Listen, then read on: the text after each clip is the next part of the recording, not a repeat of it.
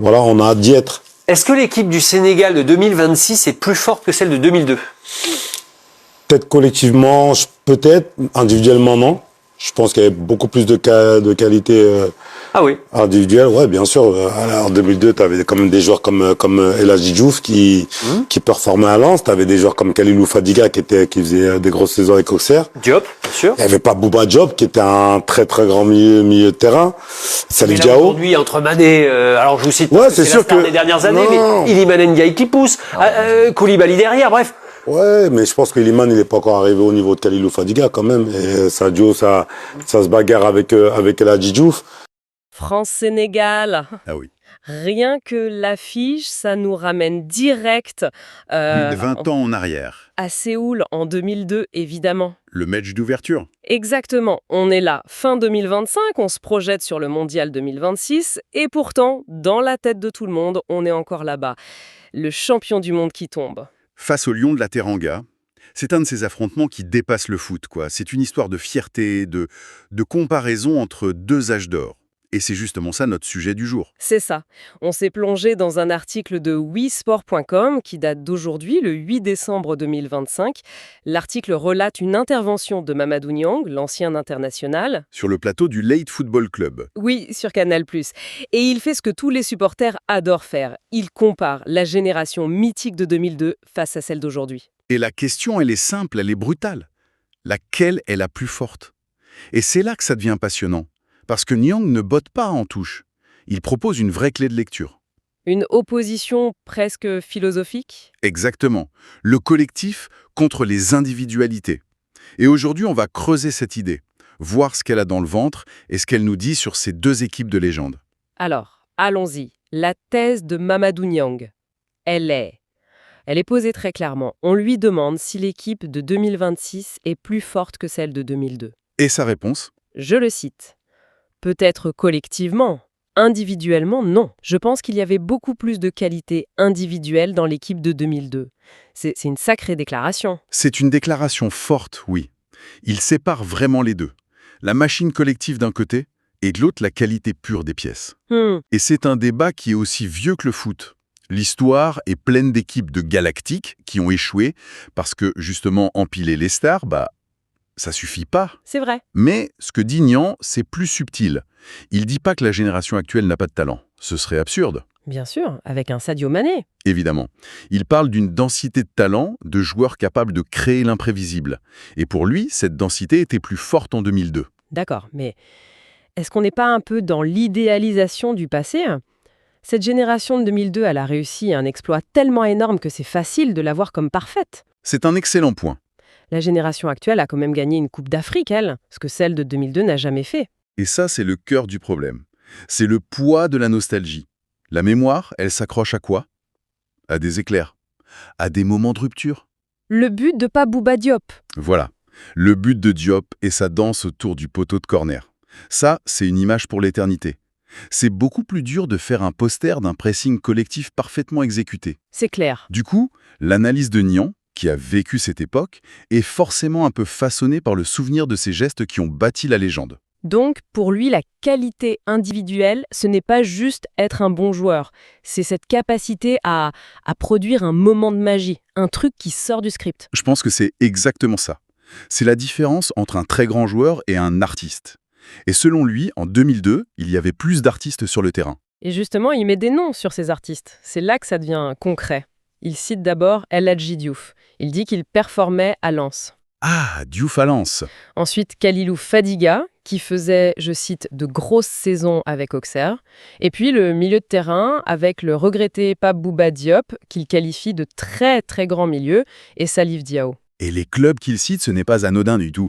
Pour quelqu'un de plus jeune, Lens et Auxerre aujourd'hui, ça n'a peut-être pas la même résonance, mais au début des années 2000, C'était le top du top en France. c'était le très très haut du panier. La Ligue 1 était un championnat majeur, Lyon commençait son règne de 7 titres, C'était une toute autre époque pour le championnat de France, oui. complètement. En 2002, Lens est vice-champion de France, il joue la Ligue des Champions. Auxerre, c'était la forteresse de Guéroult, une référence en Europe. Donc quand Niang dit que Diouf performait à Lens, il faut entendre, il était l'une des plus grandes stars du championnat de France. Et pareil pour Fadiga à Auxerre. Exactement. C'était pas des inconnus. C'était des têtes d'affiche du championnat où jouaient la plupart des champions du monde français qu'ils allaient affronter. Donc ils arrivaient au mondial sans complexe. Ils se mesuraient déjà à eux tous les week-ends. C'est ça. Et ça illustre parfaitement ce qu'est une génération dorée. C'est un alignement des planètes. Un truc presque miraculeux où tu as 10 joueurs de très haut niveau qui arrivent à maturité en même temps. Comme la Croatie en 98 ou la Belgique plus récemment. Voilà. En 2002, le Sénégal a vécu ça. C'était pas juste un ou deux bons joueurs, c'était une véritable colonne vertébrale de classe mondiale. On arrive au moment le plus croustillant de son analyse. Le moment où il ose les duels directs, joueur contre joueur. L'exercice périlleux par excellence. Mais c'est là qu'on voit le fond de sa pensée. Premier duel, Iliman Ndiaye, un des cracks de la génération actuelle, face à Khalilou Fadiga. Le magicien de 2002. Et là, le verdict de Niang est sans appel. Il dit que Ndiaye n'est pas encore arrivé au niveau Fadiga. C'est direct. Et ça nous ramène à ce qu'on disait sur la définition du talent. Fadiga, c'était l'élégance. Un pied gauche qui était une baguette magique.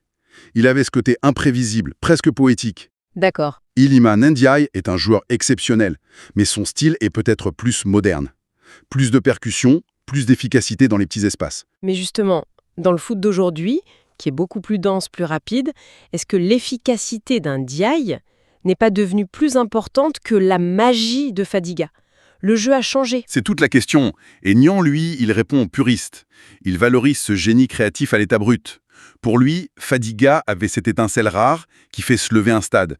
C'est un point de vue qui se défend, même si on peut argumenter que Ndiaye est peut-être plus adapté au football de 2026. Bon, passons au deuxième duel, parce que là, c'est le choc des monuments. Sadio Mané contre El Hadji Diouf. L'icône absolue contre l'icône fondatrice. Honnêtement, en voyant le duel, je me dis qu'il n'y a même pas de débat. Mané, c'est la Ligue des Champions, la Première Ligue, le podium du Ballon d'Or. Le palmarès est écrasant, il n'y a pas de discussion. Et pourtant, la réponse de Niang est incroyable. Il ne tranche pas, il dit juste « ça se bagarre ». Ah oui, c'est fort. Comment ça se bagarre? Comment on peut mettre Diouf dans la même phrase que Mané en termes de carrière? Parce que Niang ne juge pas la carrière. Il juge l'impact, l'onde de choc. Sadio Mané, c'est l'excellence dans la durée. C'est un professionnel immense, une machine. Mais El Hadji Diouf, en 2002, ce n'était pas juste un joueur de foot. C'était un phénomène. C'était un météore, un phénomène culturel. Il a brûlé avec une intensité folle, sur une période très courte, ce mondial 2002. Je me souviens de son arrogance sur le terrain. Il entrait sur la pelouse comme si tout lui appartenait. Exactement. Il incarnait un Sénégal décomplexé, insolent, qui venait défier le champion du monde les yeux dans les yeux. Son impact, il n'est pas quantifiable, c'est un impact sismique. Quand Niang dit « ça se bagarre », il compare la carrière monumentale de Mané à l'onde de choc historique de Diouf. Et pour lui, les deux pèsent aussi lourd dans la légende. C'est un hommage incroyable à ce que Diouf a représenté. Ok, donc si on synthétise tout ça, au final, quel est le portrait que Mamadou Niang nous dresse de ces deux équipes?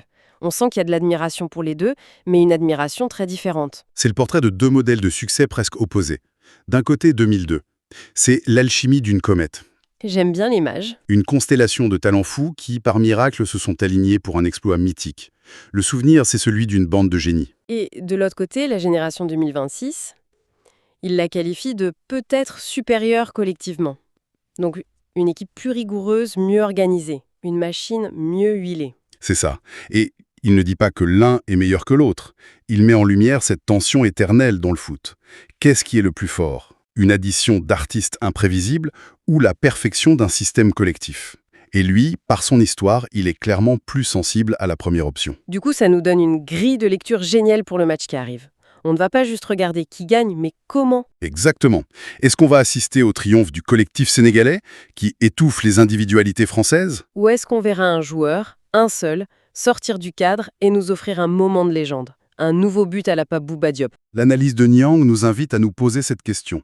Est-ce que cette équipe de 2026 va marquer l'histoire grâce à son système ou parce qu'un nouvel artiste aura décidé d'écrire son propre chapitre? Pour aller un peu plus loin, au-delà de la comparaison, ce que Niang soulève, sans le dire, c'est peut-être une question sur l'évolution du football en presque 25 ans. C'est une excellente façon de conclure, oui. Est-ce que le foot moderne, avec sa densité physique, son obsession tactique, laisse encore la même place au génie individuel de 2002? Aujourd'hui, tout est analysé, chaque espace est quadrillé, le pressing est constant. L'improvisation semble avoir de moins en moins sa place, en effet. On a l'impression que le rôle du coach, du système, n'a jamais été aussi prédominant. Des équipes comme l'Italie qui gagne l'Euro 2020, c'était d'abord une force collective incroyable. Absolument. Ce qui nous laisse avec une dernière pensée, une question un peu provocatrice pour la suite. Je t'écoute. Dans ce football qui se rationalise de plus en plus, est-ce que la place pour l'artiste, pour le joueur à la Fadiga, capable de gestes qui n'ont aucune logique tactique mais qui changent un match, est-ce que cette place est en train de disparaître? Ou est-ce que, au contraire, ce type de joueur est devenu encore plus précieux qu'avant? C'est tout le paradoxe. Dans un monde de système, celui qui peut briser le système devient roi. Il est plus rare et donc peut-être plus décisif que jamais. Et ce France-Sénégal de 2026, au fond, ce sera peut-être ça? Une bataille entre la perfection tactique et l'espoir fou d'un éclair de génie qui viendrait tout faire dérailler.